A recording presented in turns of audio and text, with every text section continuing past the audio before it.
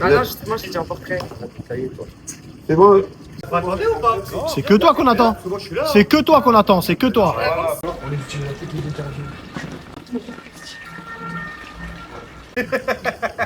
va aller chercher des popcorn et tout. Ah bah oui, hein. Maxime du Bourget, Médiation, sixième émission, épisode du Bourget. Let's go. C'est parti.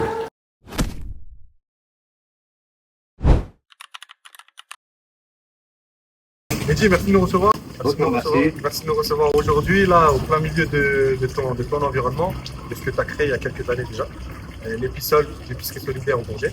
Voilà. Donc, merci de nous accueillir, toi et ton équipe, comme d'habitude, au top. C'est tout particulier cet épisode-là. Il est dans notre cœur depuis quelques mois maintenant, parce qu'on voit ce que tu fais, on est pour jeter un nous de naissance. On est né ici, on a grandi ici. C'est redonner un petit peu les valeurs au travers de cette émission. On peut commencer par toi déjà. Qu'est-ce que tu peux te présenter? Donc moi, Mehdi, je suis coordinateur général de l'association Épisode du Bourget. Donc je suis balbinien, je suis né à Bobigny. Je suis le dernier d'une fratrie de 4 enfants. Je joue avec ma soeur et 2 grands frères. Donc ma mère a élevé seule les 4 enfants, secrétaire médicale, elle a géré seule les 4 enfants. C'est pas évident pour elle, avec la persévérance, elle a réussi à élever 4 enfants bien, hein, on va dire. Explique-nous un petit peu comment ça marche. Qu'est-ce que c'est que l'épicerie solidaire? Alors ici, c'est une épicerie solidaire qui a été créée en 2021, juste après le Covid. On a monté cette épicerie avec la mairie du Bourget, avec le maire Jean-Baptiste Borsali, qui nous a bien aidé pour monter ce projet. Vu qu'après le Covid, il y avait beaucoup de personnes qui n'avaient rien à manger. Donc on a monté le projet avec la tête de réseau Andes. Donc ici, on a plus de 200 familles qui viennent faire leurs courses. On travaille avec les partenaires sociaux, les institutions. On travaille avec la caisse d'allocation familiale, le CCAS, le département, ou bien même les gens ils viennent en spontané. Et on fait, il y a l'épicerie solidaire, il y a toutes les activités en annexe qui viennent derrière pour créer ce lieu de vie qui est là. Okay. Et vous êtes, il y a combien de bénévoles aujourd'hui sur l'épicerie? Il y a 55 bénévoles sur l'association. Super. Et j'ai vu 150 tonnes en 2024. En 2025, on a vraiment fait le double à mon avis. Du double. Et c'est énorme, hein. Ici on est ouvert 3 fois par semaine. Ouais. C'est énorme. C'est pas que l'esprit de l'épicerie solidaire, il y a aussi plein d'autres choses. Exactement. Tu peux nous en parler aussi? Donc il y a l'atelier couture, l'atelier informatique, il y a l'atelier alphabétisation, il y a la langue des signes.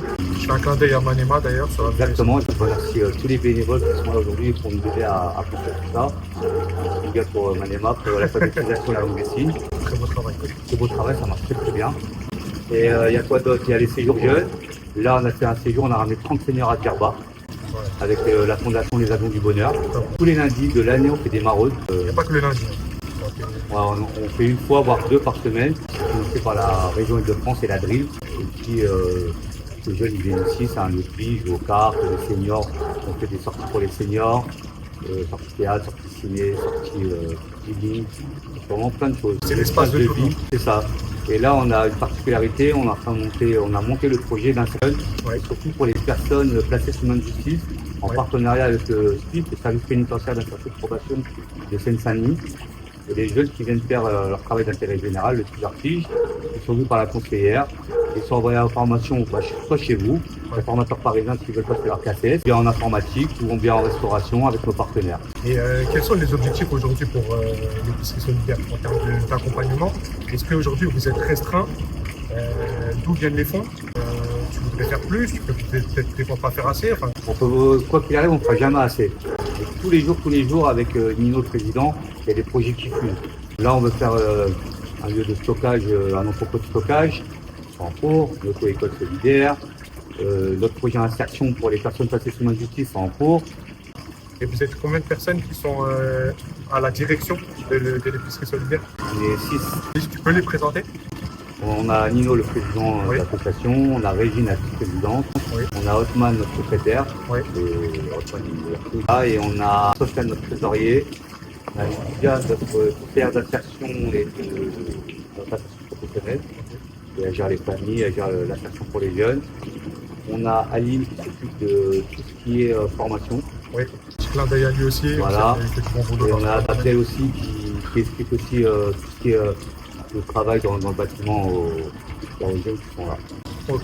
Et le challenge aujourd'hui, quand tu accompagnes des jeunes ou des moins jeunes, hein, peu importe, est-ce qu'il y a des parcours spécifiques qui sont aménagés?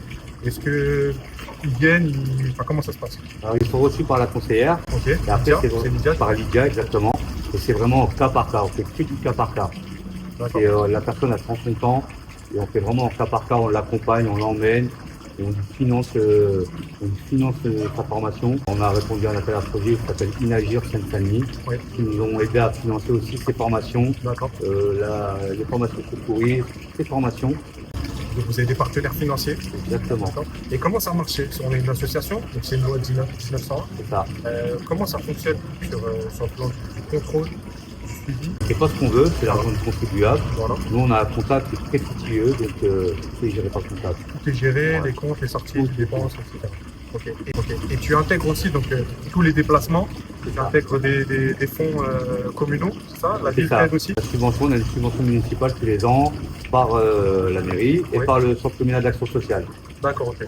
Mais dis, c'est bien tout ça chez les Pissol. Pourquoi t'en es arrivé ici? Qu'est-ce qui t'a poussé à aller vers les personnes en situation de Depuis l'âge de 16 ans, Ouais. quand j'étais au lycée, donc déjà j'étais au lycée en carrière sanitaire et sociale, donc toujours pour aider les gens. Oui. Ensuite, je suis parti à l'âge de 16 ans à la Croix-Rouge française à Boutigny, Ouais. déjà pour m'imprégner déjà du social, et je suis resté dedans. T'as pas commencé par les Pissol. T'as fait la Croix-Rouge, Exactement. après t'as eu d'autres étapes. Après, je suis parti au centre défense deuxième chance, Ouais. à Montier, éducateur, donc pour aider les jeunes. C'est là que t'as rencontré Otman. Exactement. Il a fait une formation espace vert et Ouais. c'est grâce Ça, à lui. c'est grâce à lui. C'est Otman, hein. Ça, bravo.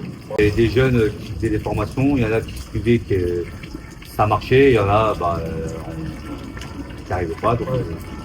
C'est peut-être la chose qui doit être le plus frustrant, c'est de vouloir essayer de sauver tout le monde et ils n'arrivent pas. et t'arrives pas. Ça. Il y a un moment marquant dans ta carrière, là, dans le social, qui t'a particulièrement touché. Bah, c'est quand tu fais les maraudes et tu restes frustré quand tu donnes à manger à une famille avec des enfants en bas âge et tu es obligé de repartir et de les laisser à la rue. Ça, c'est frustrant et on n'a rien, on a les mains liées, hein. On ne peut pas les loger à l'hôtel, on essaie de faire le 115, ils répondent, mais des fois il n'y a pas d'hébergement. Ça, c'est super frustrant. Ouais, c'est super dur. Voilà, quoi. Les maraudes, vous les faites sur quel secteur aujourd'hui? Sur toute la Seine-Saint-Denis. Toute la Seine-Saint-Denis. Ouais. On fait Le Bourget, Drancy, La Courneuve, Stein, Saint-Denis et puis Bobigny. D'accord. Tout le monde peut venir ici Ouais. faire une maraude. Exactement, vous inscrivez toutes les semaines, il y a des maraudes, vous inscrivez. Ça, je passe un message, c'est important. Voilà, tous les lundis à 18h, le départ de maraude. Si jamais vous êtes volontaire pour pouvoir faire des maraudes, je vous encourage vivement à contacter les Pissol, Mehdi, et on trouvera des solutions justement pour essayer d'accélérer à ce niveau-là. Qu'est-ce qui aujourd'hui influence, là je vois aujourd'hui que tu es coordinateur, qu'est-ce qui influence ta position au quotidien vis-à-vis de tous les bénévoles? C'est être dur, Mais des être mesures. ferme, mais en restant cool. C'est un chef d'orchestre cool. C'est ça. Voilà, j'ai la baguette, et la baguette magique, et voilà, chacun a sa place, chacun a son rôle, chaque personne a son rôle. Et toi, ton quotidien, il est rythmé par quel type d'action? Alors, quelles sont tes tâches? Au quotidien, tous les jours, il varie. Tous les jours, c'est une journée différente. Une piscine unitaire, de la marchandise à aller chercher, un magasin qui nous fait un don. Aujourd'hui, on a eu un don d'une pharmacie dans le Val d'Oise, on reçoit les gens. Aujourd'hui, c'est une grande fierté pour nous aussi. Aujourd'hui, on a un jeune qui dormait à la rue, sans abri. Il a été pris en charge par nous, par l'équipe de courrier. Et aujourd'hui, il a signé son appartement, son bail avec Seine-Saint-Denis Habitat. Donc on est parti, notre conseillère Lydia l'a emmené faire l'état des lieux d'appartement à Blanqueville. Elle est partie à Juni à Seine-Saint-Denis Habitat, signer son bail. Ah, c'est bien. Et donc on a fait la démarche de A à Z. C'est une C'est une médaille. fierté pour nous. Ouais, C'est une fierté pour nous. ouais. Ça a été long, c'est battu, mais on a réussi à avoir un appartement pour ces jeunes.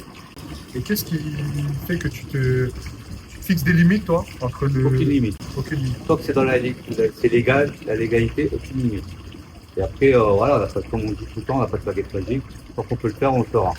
Et tu arrives à... Parce que j'entends souvent aussi dire que tu fais des grosses journées. Tu fais ça jusqu'à 20h, 22h, Ah, c'est tous les jours du lundi au dimanche. du lundi au dimanche. Ouais. Tu arrives à te fixer... Bah là, depuis famille, 2 mois, je fais un pick-up à Aurélie de Actis. Elle m'a dit tous les lundis, mais tu devrais te mettre en repos.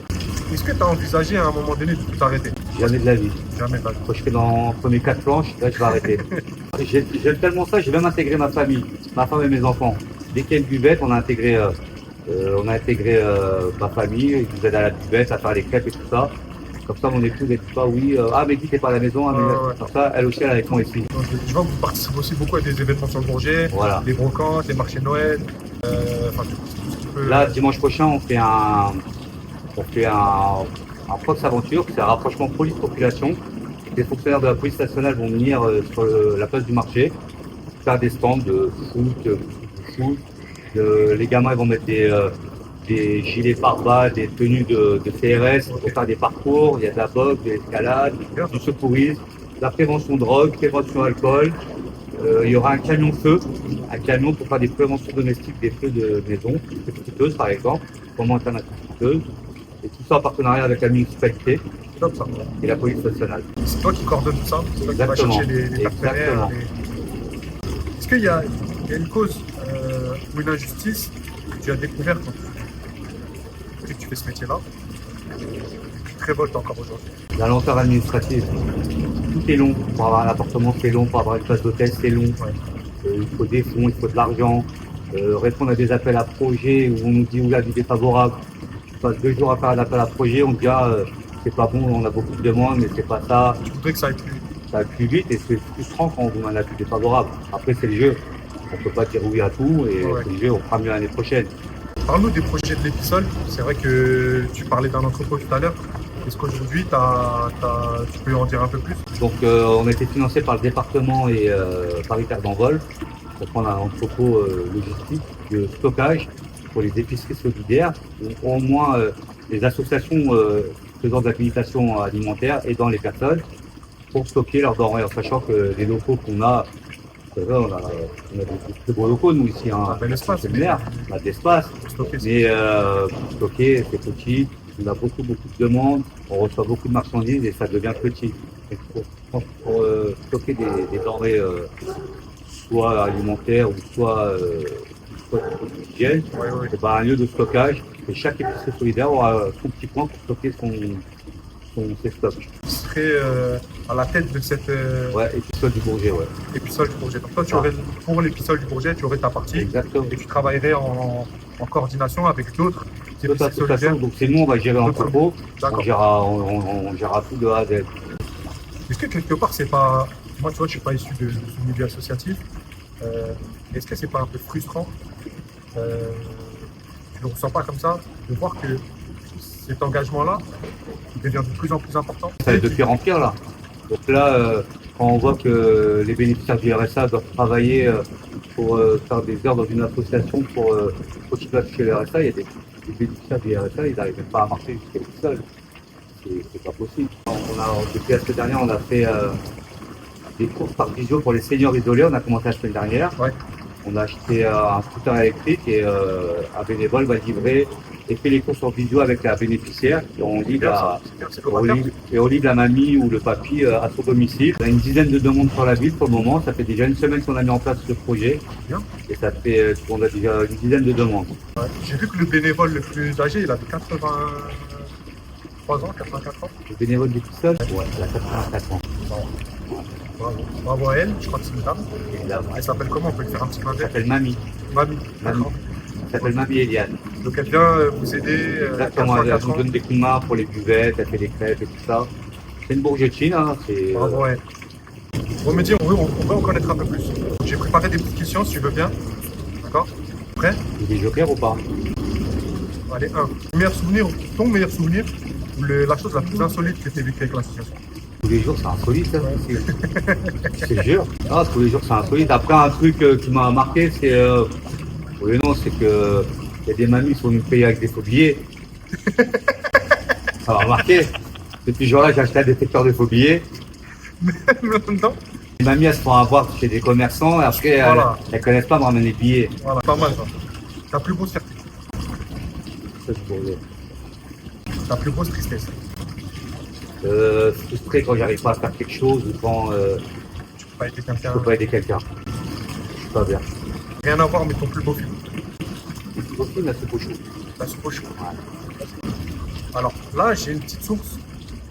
Tu n'as pas le droit de me dire joker. Il faut que tu me confirmes que tu ne peux pas dormir sans ton oreiller. C'est vrai? Ah, bon, je suis parti à Djerba, mon oreiller. Je vais en séjour jeune, mon oreiller. Tu l'as déjà perdu? Petite anecdote, je suis parti pas ce séjour-là, l'autre séjour à Djerba. J'ai perdu, j'avais oublié ma valise à l'aéroport à Djerba. Ouais. Et à 2h du matin, j'ai appelé Othman, j'ai dit il me manque ma valise avec le truc. Viens, on va à l'aéroport. Il faut mon oreiller pour dormir. J'étais à l'aéroport, mais le bureau était fermé 10 minutes avant. J'ai mal dormi. J'ai très peu dormi. Et le lendemain, j'ai très bien dormi parce qu'à 10h du matin, j'avais récupéré ma valise. J'avais récupéré ma valise. T'es plutôt café, thé? Café. Un thermos. Thermos. Grand thermos. T'en bois beaucoup? Combien? 8, 9. Ah ouais, t'as un gros vivre. Tu pouvais ajouter un pouvoir à ton profil à l'épisode. Pour mieux aider les gens, ça serait quoi? Bah, que les gens ne viennent plus ici faire leurs courses, il y aura plus besoin. Ouais. Que les gens, ils ont tout ce qu'ils veulent chez eux. Et moi, si je tape, je suis plus heureux, je fais que les activités, l'épicerie solidaire. Que l'extra Exactement. avec les Exactement. colis En 2025, les gens n'ont pas le droit de mourir de faim. C'est vrai. Ils n'ont pas le droit de pleurer devant moi en disant ouais, ça fait 2 mois que je suis pas mangé de steak. C'est pas possible. Pas en 2025. Ouais. En 2025, laisser des gens sur des grilles chauffantes en train de dormir dehors, c'est impossible pour 2025. Surtout en France, on ne peut pas, c'est impossible. On se bat pour ça, on essaie de faire ce qu'on peut avec les moyens qu'on nous donne. Un jour peut-être, Inch'Allah, comme on dit chez nous, on sera peut-être national. Hein. Ouais, Tout seul du Bourget, tout seul de chaque ville. C'est quoi la petite victoire au travail qui te met le plus le sourire? Comme aujourd'hui. Quand un gamin qui est dans une cave signe son bail, quand demain la petite mamie elle est livrée chez elle, et pendant des semaines elle n'a pas mangé ou elle mange du pain blanc de rassis en nous c'est court et elle se met à pleurer devant nous. C'est ça. C'est quand une mamie elle dit j'ai pas d'argent pour payer, je peux vous payer plus tard, ou je dis madame c'est cadeau, elle vous fait un colis. C'est ça. Quelle est la phrase que tu dis le plus souvent aux jeunes que tu accompagnes? Oh là là, c'est chaud ça, joker. Non. Ambulancier. C'est viens comme tu es, comme au McDo. Je sais Je vois pas que pour tu le les McDo, épargnes mais pas, tu leur expliques bien les choses et on essaie d'être pédagogue. les vérités de la... Exactement, on essaie d'être pédagogue. Viens comme tu es, nous on va t'aider. Si tu pouvais donner un conseil à Mehdi Asloun, à l'âge de 18 ans, tu lui dirais quoi? Donc, continue ta voie, c'est bien, très bien. Ouais, continue à aider les gens. Dans ton enfance, quel était le métier que tu voulais faire? Ambulancier. Bon. Parce que j'aimais aider les gens. Sauver les gens, Ouais. déjà. Mon stage de 3e, je l'avais fait dans une société d'ambulance qui existe toujours. Ambulance, Aubervilliers Ambulance, big up à Aldo, qui m'avait fait en 3e en stage. Aujourd'hui, j'ai 49 ans et je prends toujours de ces nouvelles. Rien à voir. Hein. Tu es du genre à chanter sous la douche, à danser tout seul dans ta cuisine, pour rien de plus simple. Danser tout seul dans ma cuisine. C'est vrai Pas que dans ma cuisine, hein, mais mec, Ça te va bien, ça, ouais. Ouais, si t'es comme de la musique, on danse. Il faut que les gens ils oublient leurs soucis quand ils rentrent ici. C'est hyper important, ouais. Est-ce qu'il y a une personne qui t'a marqué dans ton parcours? On parlait d'Aldo il y a quelques minutes, et pourquoi? Ma prof de français au collège. Ouais. Au collège Paul Angevin à Bobigny. J'aimais bien le français. Moi, j'aime bien tout ce qui est paperasse, papier. Vous voyez l'état de mon bureau, j'aime la paperasse. Et elle m'avait fait aimer le français. J'ai aimé le français, c'était Madame Ferrer, ma prof de français. Big up Madame Ferrer. Et non, elle m'a fait aimer le français. J'ai beaucoup aimé le français. Alors, pas big up à mon prof de maths. Jusqu'à aujourd'hui, je déteste les maths. Je suis pas, de logique, tout ça, c'est pas pour moi. Et voilà. Et pour finir, si l'épisode était une série Netflix, quel serait le titre de cet épisode-là? L'épisode du Bourget, la reconnaissance. La reconnaissance. Bravo, bravo à vous. Bravo à vous. Et ici, on peut faire un film, hein. Même un livre en 20 tomes. Ouais, Et avec plein de chapitres. tous les jours, c'est des chapitres différents. Tous les jours. Tu vas revenir demain, il y aura un nouveau chapitre. Mais j'entendais dire justement des bénévoles qui disaient attention à l'épisode, une fois que tu mets le doigt dedans, C'est exactement ça. tu laisses aspirer et c'est entièrement, et tu t'en rends même pas compte. Bah ouais, c'est ça. Et pour finir, s'il y avait qu'une seule chose à retenir sur ton association, quelle serait-elle? Merci à tous. Ouais, Moi, je remercie à tous les bénévoles. Sans eux, on n'est rien. ouais. Sans eux, on n'est rien. C'est eux qui construisent ça tous les jours. Hein. Ils font vivre Exactement. cette association. Merci à Nino. Merci à mon bras droit, Othman. Quand il est pas là, je me sens nu. C'est vrai, hein. Je sais que tu tiens, je sais que tu Là, tiens. je sais qu'il part un week-end en juin. Là, et je suis en train de. Le truc pour qu'il s'excuse du week-end. Non, mais je vais laisser, Non, ça non, va lui non, faire non. du bien. Ça va lui faire du bien. Et tous les bénévoles, chaque bénévole sait ce qu'il doit faire. On a des référents famille, référents jeunesse, référents maraude. Et chacun a sa tâche et chacun le fait super bien. Même. Je les remercie. C'est grâce à eux qu'on est là aujourd'hui. Top. Bravo Mehdi. Bravo. Je vais te laisser le mot de la fin. C'est déjà fini malheureusement. C'était un grand plaisir. Je vais te laisser le mot de la fin. Venez comme vous êtes, venez à Épissol pour chercher des bénévoles. Venez les rencontrer. Venez nous rencontrer, venez faire les activités avec nous. On ne juge personne. Venez comme vous êtes et on va vous aider si on peut le faire. Merci Mehdi. Comme d'habitude, nous on s'est sentis à la maison pour cet épisode-là. Moi je connais pas l'épisode depuis très très longtemps. À chaque fois que je viens ici, c'est un vrai plaisir de vous rencontrer, de partager avec vous sur plein d'événements. La vie fait que on est très pris professionnellement, mais des fois on aimerait un peu plus s'engager aussi. Si vous voulez venir rencontrer des bénévoles accueillants, la joie de vivre, comme vous a dit Mehdi, et bah, surtout n'hésitez pas. Vous êtes chez vous aussi, venez comme vous êtes. Merci Mehdi, merci à toi. Merci Jonathan. Merci, au plaisir. Au plaisir. À bientôt. Merci, à bientôt. À bientôt.